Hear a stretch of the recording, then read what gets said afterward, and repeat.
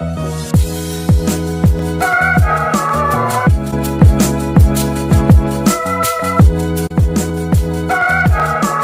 going on, people? Back with a bang. This is the Money Management, back here to bring you guys another recap of another trading week. So this was a 4-day trading week, and again, it was a crazy trading week. The market's just doing whatever. So hopefully you guys are locked in psychologically, because mentally, this is a pretty much testing market. So to start off with, I want to say this video took me about 3 or 4 times to make due to so many different issues. It was sound, audio and visuals not aligned. The sound I thought was working, it wasn't working. The microphone issues, so many different things. So please do show support in this video. It took over an hour just to record, and it's going to take time to edit as well. But that is part of the YouTube life, so I understand those things can happen at times. So Dow drops 300 points, Nasdaq drops 2% as major indexes notch weekly losses. So this was a red week, which I actually didn't expect, if I'm honest. VIX was up, it was a red week. And in this video, we're going to recap a few different stocks, how they panned out the past couple of days especially. We'll look at a few different stocks to look at next week. I won't go too in depth with that because I will make another video about that at the weekend. And then we're also going to have a little look at crypto, and I'll discuss my expectations for the future. So to start off with, we're going to go with the big news today. If you guys don't know about the big news, basically Tesla announced that they're cutting around 10% of their salaried employees. So we'll just look at this article briefly, and then we can look at the chart. But basically, Elon Musk sent an email out saying that, again, 10% of their salaried employees are getting cut, so will be losing their jobs. And that kind of negative news in this period of time, especially when loads of things are uncertain, inflation is high, obviously that news was not taken well. So what effect did that have on Tesla stock? Well, Tesla dropped it dropped over 9% today. Again, in this period of time, when companies announce this kind of news, it is never good for the stock price. And this is where the fundamental analysis is more relevant to how a stock behaves intraday in comparison to technical analysis.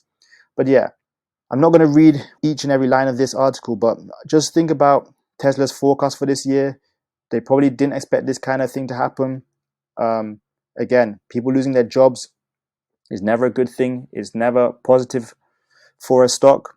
And I think, Tesla are not doing as well as they expected, but also revenue-wise, numbers-wise, in regards to manufacturing, they're not doing what they expected. I mean, in comparison to where they stood, a few months ago, at the end of 2021, I'd say. Also, well, actually, you know what? We'll touch on crypto later, because as you can see from this title, crypto scams have cost people more than $1 billion since last year. But yeah, we'll touch on that later. Now, I just wanted to go to TradingView and look at the Tesla chart, because again, it dropped over 9% today.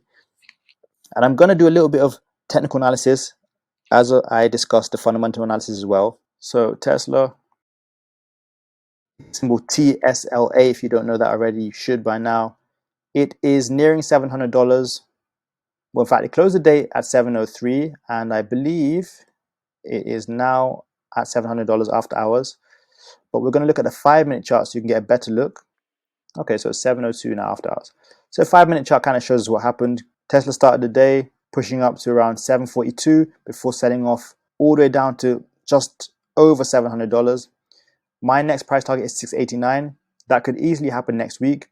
And this is where I want to touch on the fundamental analysis, right? The news was announced. Obviously, it just started dropping throughout the day. And then in regards to technical analysis, this level here, you would have seen a previous level of support, a 4-hour support zone around 730, and then again 725. So people could have easily said, if it drops below 730 or it drops below 725, I can get into puts. Obviously, this would have paid off very nicely, and if you got puts, well, you ate very well today. So that was for Tesla. Now, a stock which I expected to drop but actually ran up was Facebook. And the reason I expected it to drop was yesterday, they announced that their COO, I forgot her name, excuse me, but they announced that she was stepping down, which is not really positive news, especially not for a huge company like Facebook. But look, for some strange reason, Facebook ran up about $10, maybe $11 at the highest. Yeah. And then today it was back down 4%. So this was kind of a crazy move. And if you look at how Facebook behaved this week, I mean, this is where the week started because it was a 4-day trading week, right? It started around 194, kind of stayed in the channel between 194 197, sold off to below 190, ran up to over 200, and then ended the week back at 190. So it was a very erratic week for Facebook, as it was for many other stocks. And this is where the retail trader can get clapped easily. I mean, obviously RSI was showing that it was overbought at this period of time, but after the run up yesterday, I did not expect it to sell off like it did today. But that's all part of this market. It broke below the moving averages and just kept trending down. That's the kind of test you get in this market. Now I want to look at AMD because we traded it yesterday to the call side and today to the upside. So with AMD, this is what I like about this stock. You can make good profits of this. Yesterday, at open, it just started to push up. And around here, around 104, just as it was getting rejected in this resistance zone, it was called out in the Discord by J Money for calls. I also liked it and decided I would play too. Now I bought calls around here, and they were obviously already in the Discord. But my price target of 106 was what I was looking for. AMD ran, pulled back around 106, and then pushed up again. That's the good thing about AMD. It can run $8, $9 in a single day, which is 7-8% returns. So yeah, like I said, it pushed up to this area, got rejected, pulled back to the moving average, and pushed up again. Look how high it went, up to the 4-hour resistance zone. 108, 109 is where it pushed up to. And that was around when I got back. So actually I was able to sell around over 280% profit. But with these pushes up, you always got to look back for pullbacks towards the moving average. And then of course, eventually sell before it sells off again. And like I said, this is the thing with AMD, you get those nice pushes up and you got to take advantage of them. So today we traded AMD puts to the downside. Obviously I opened and got rejected and then just started downtrending. My price target was 106 with this one again, but now to the downside. And I got inputs around here just before it started downtrending. And as it broke below the moving averages, I was pretty certain like, okay, this is going to keep going all the way down to the next resistance zone, which didn't happen, but it beat my price target of 106 and then got held up around this moving average here and then started pushing up again. So I managed to make over 100% return on this. And yeah, once again, AMD did show out. Yesterday again to the call side, pushes up, pullbacks to the moving average and pushes up again. Those are always nice entries, those pullbacks towards the moving average. So make sure you guys take advantage of those kind of things. Now let's look at SPY, because I traded SPY today. And look, this week I had 6 trades, 4 were wins, 2 were losses. SPY was one of those losses. SPY was a 0 day to expiration trade, which I lost on. But here, I should have known better. So SPY pushed up yesterday, pulled back to the moving average and pushed up like AMD. But today, this is where the learning comes in. See how it pushed up here? This was the area where I ended up selling for a loss. This was a bit of a choppy zone, but before that, at open, it had crossed below the moving averages and started downtrending. I liked it there, and at one point I was up 42%. Before I knew it, I was down almost 20%. And that's the thing with 0 day to expiration. You see your profit, you got to take it. I mean, if you look at yesterday's chart again, this 4-hour support zone was holding strong, and I expected it to drop to that 4-hour support zone today. That was my price target around 406, which didn't happen. But you got to take profits in this market. That's what I want you to learn from this. Now I'm going to touch on Salesforce, ticker symbol CRM, because I traded this yesterday and came away with 65% returns.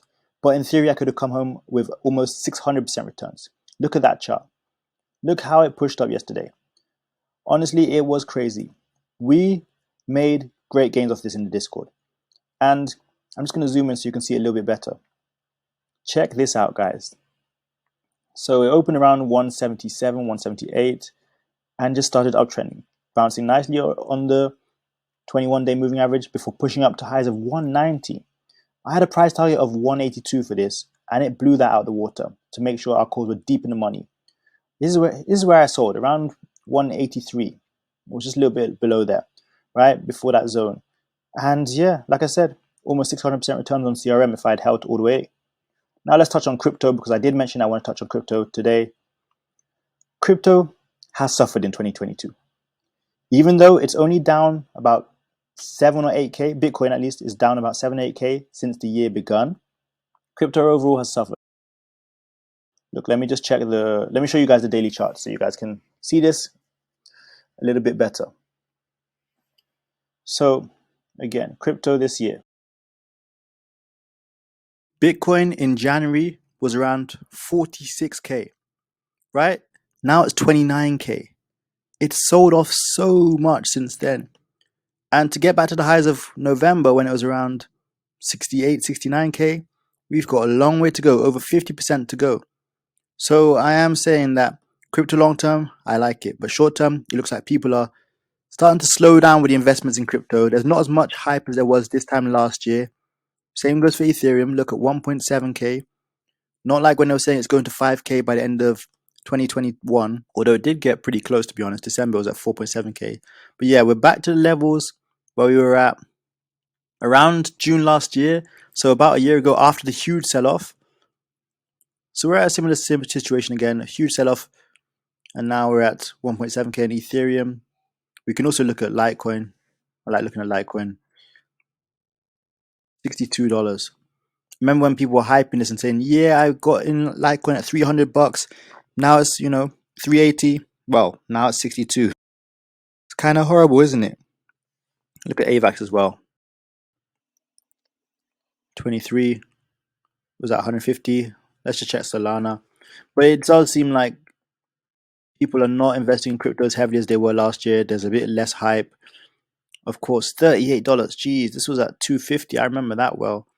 But like I mentioned, people were getting in on crypto last year amongst the hype, of course, during pandemic time. Now there's a lot more uncertainty in the financial markets in general. People are scared to invest.